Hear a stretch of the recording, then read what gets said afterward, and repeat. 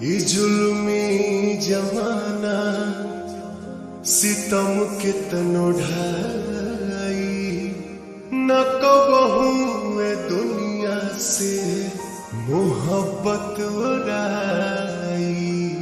और जब रोग हो जे जानी उजानी, कदर बेकदर के समझ में न आई।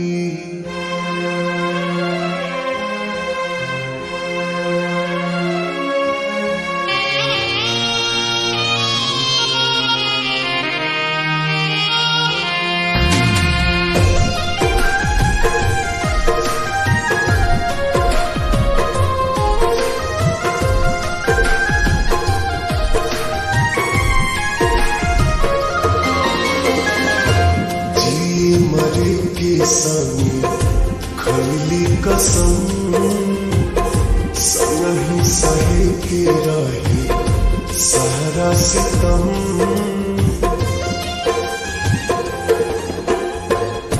जिए मरे के संगे खैले कसम, संग ही सहे के रही सारा सितम।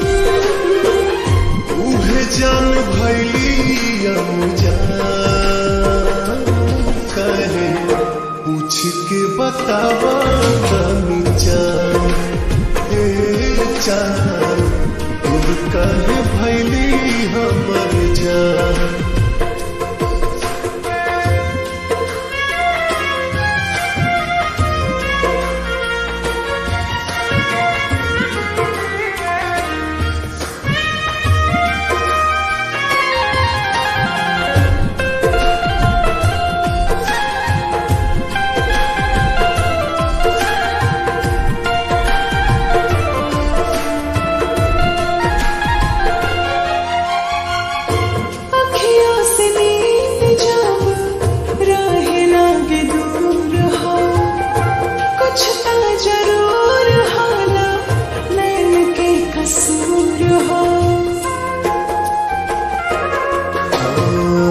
काहे के प्रीतिया बनौले भगवान हो, प्रेमी सतावल जाला बाटे पर हो।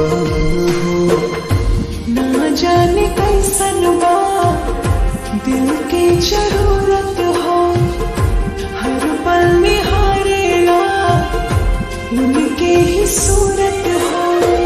टूट गइल सारा अरमान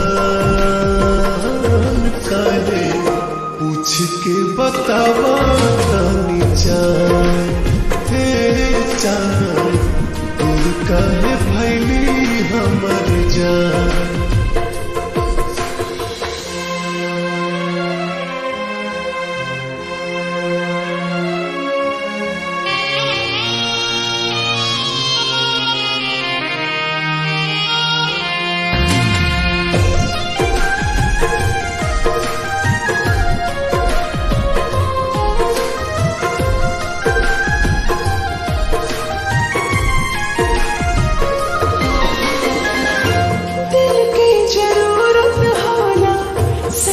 दिलदार के बड़ा हार जाए तूता, बुझला न प्यार के। फिर न दोबारा कबो हो पाई प्यार हो, बसल बसावल दुनिया भई उजार हो।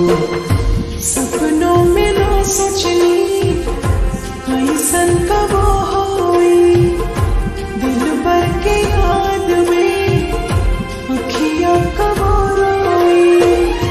घुट घुट के निकाले परान काहे पूछ के बतावा तनी जान, जान दूर काहे भैली हमर जान।